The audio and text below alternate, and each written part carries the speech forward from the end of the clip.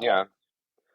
Yeah, actually, I think that, so, like, was there any sort of interest in, like, art, performance or Yeah, arts or, absolutely. Since I was a kid, I mean, my parents are the ones that supported me through all of this. They put me in, Mhm. my mom specifically put me in piano lessons when I was 7. My parents encouraged me to do plays and stuff. And my Yeah, dad is a huge fan of music. In terms of pursuing things professionally, definitely not so crazy about it until it started working out. And then, yeah, they were very, very proud and they continue to be.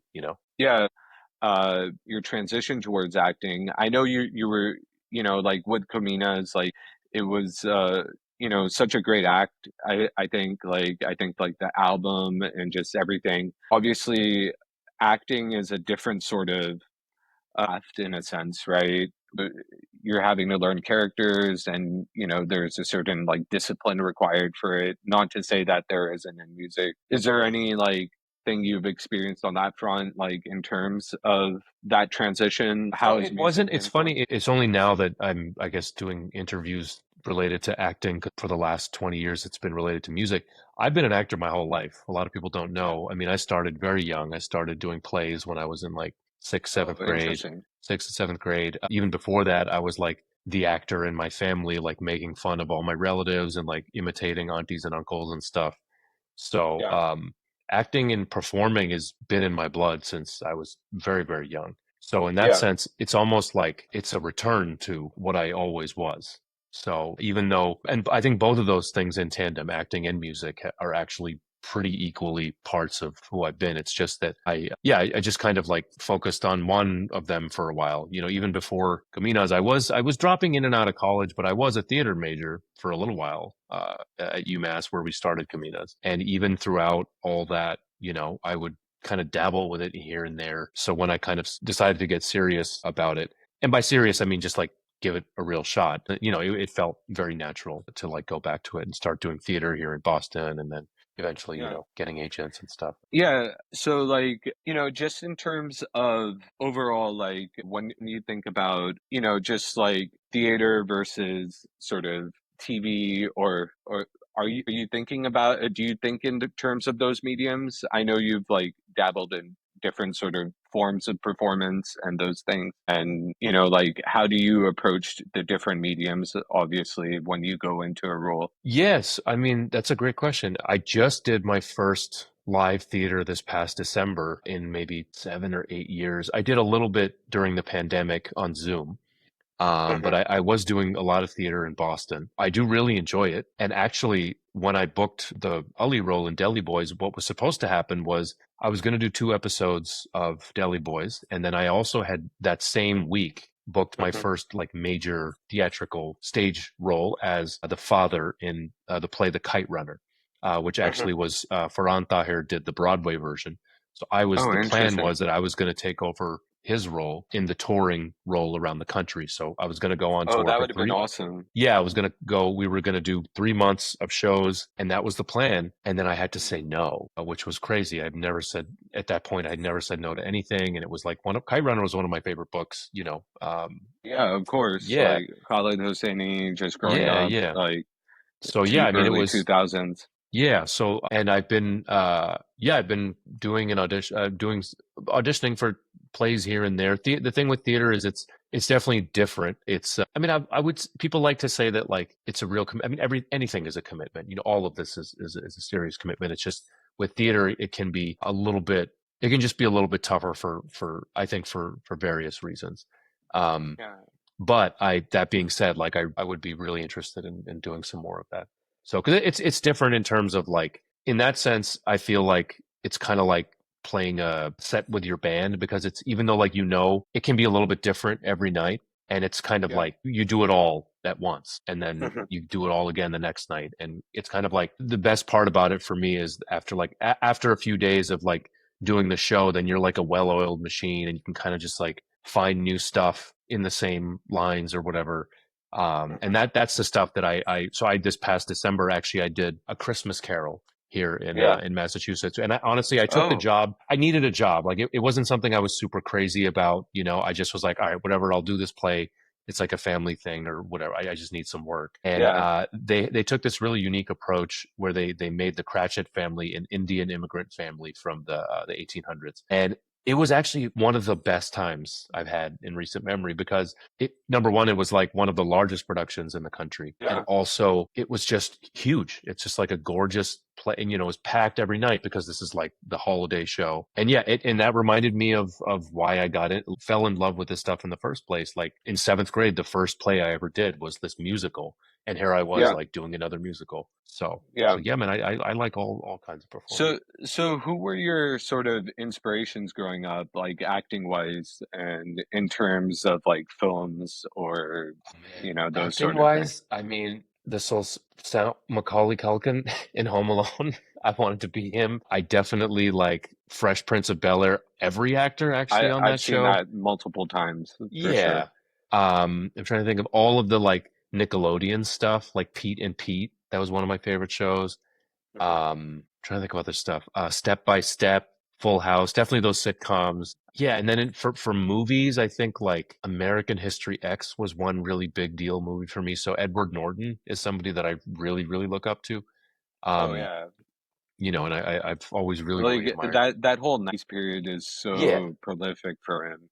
yeah, for Um, sure. And then, eventually post whatever in the post, where brown people doing stuff era, obviously like Riz Ahmed, he's a huge inspiration, I yeah, think he's definitely Riz, at the top of his game. I think he's like, yeah, it's definitely somebody that I've always looked up yeah, to. I interviewed him during Reluctant Fundamentalist Oh, cool. because Yeah. yeah, I mean he's just such a talented artist. Like Yeah. another He's person he's like he's the real deal, man. I'm fortunate to know him a little bit. and Um, very yeah. outspoken and just like a very stand-up person like Yeah, artist. absolutely. Absolutely. I think and I think like like you see in his characters like how much effort he puts in them Mhm. and all the success he's had is totally well Yeah, yeah. deserved. Yeah. But yeah, man, all sorts Um, of movies. I mean, Jurassic Park was one of my favorites.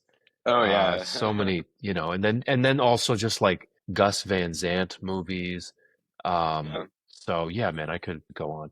Definitely like Bollywood movies here and there, not too much. I'm not like as well versed in Bollywood as maybe some people are, but um, and Yeah. then yeah, it's a lot, all sorts of stuff. Yeah, I think like Bollywood also is kind of interesting, like especially that 90s period. I wrote a lot on that. Like, Oh yeah. I think it was trying to project more of a global sort of ethos back then, growing Hmm. up, like Hum Aapke Kaun, and then like the whole Shah Rukh Khan sort of craze and those things. Having people who could be like global figures and Hmm. in that sense.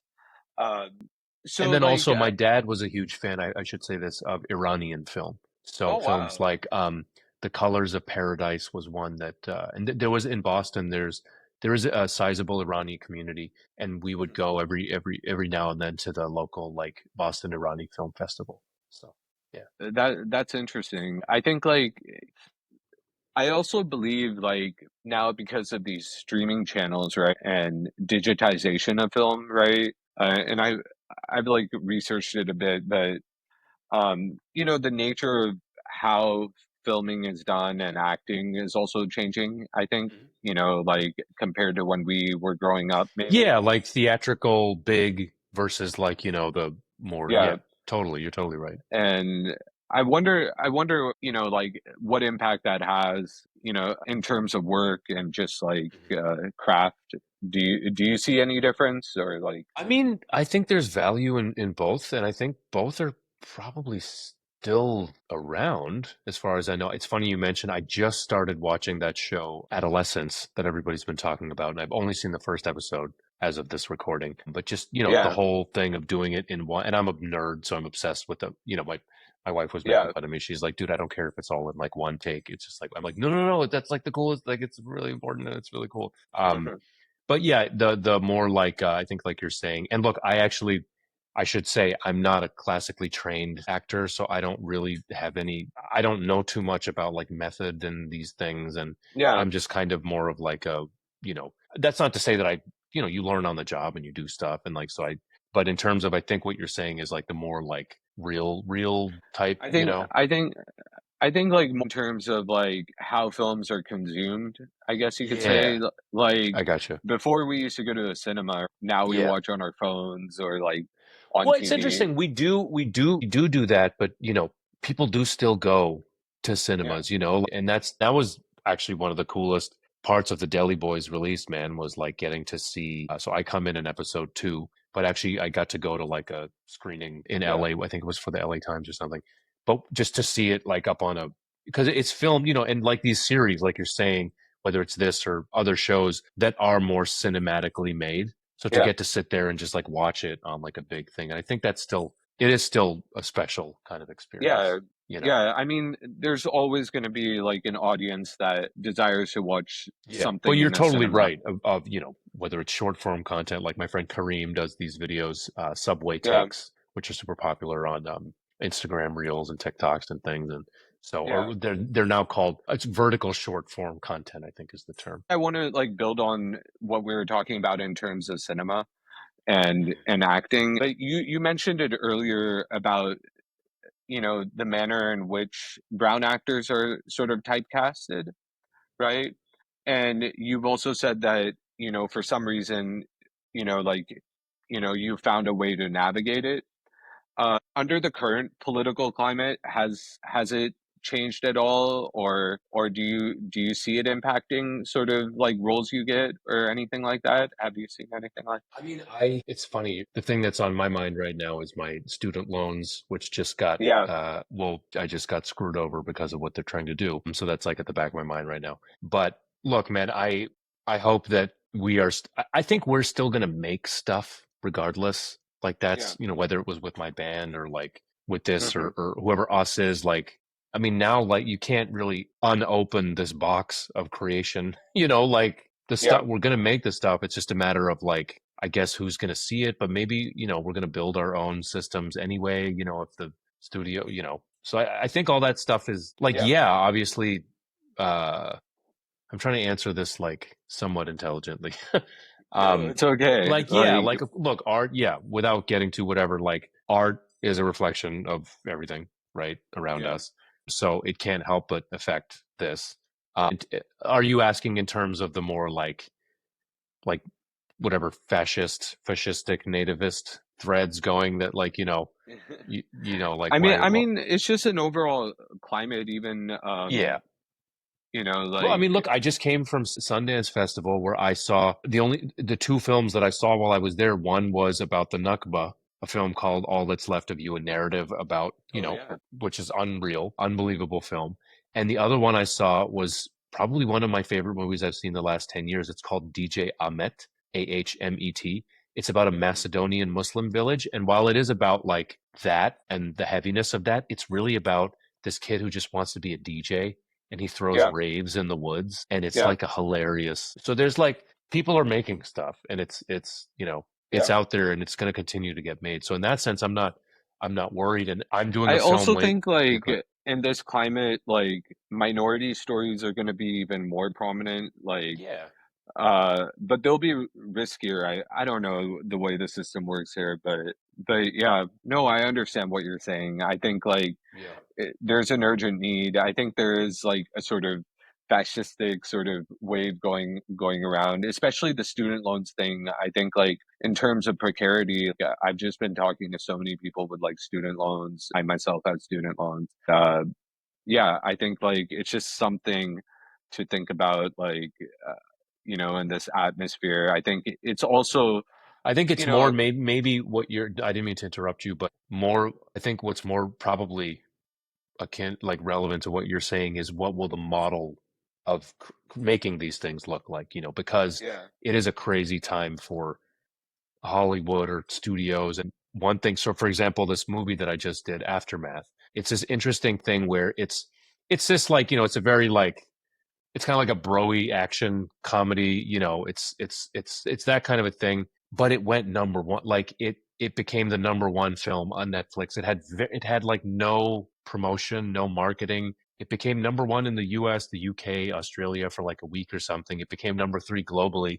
it's funny, there's a Forbes article about like how did this like random ass movie just like climb the charts, you know, and how did it beat out all these other ones? So in that sense, it was a big budget, but it was still an indie film, you know. Yeah. So I think it's an interesting time to be like making your own stuff, you know. Yeah, like I really do feel that I feel like having, as you're saying, like, even Deli Boys to a certain extent, right, was founded by someone you knew and Yeah. um, And it was and what he's you know if you read any interview about it, it'll come up that this was Abdullah was trying to get a job as a staff writer, and this was yeah, literally his like portfolio piece. He wrote some random like not I don't want to say random, but like he basically just like went for it and just wrote like the craziest like from the heart thing, and it was yeah, just in order to get a staff writing job, and then yeah, he basically they were like, yo, the person Jenny Connor who ended up like becoming his EP and a showrunner and stuff with Michelle. Michelle was a showrunner, but she was the one, and the two of them then were like, no, no, no. She was like, no, no, I think we should try to make this thing. So yeah. like, yeah, it's pretty wild.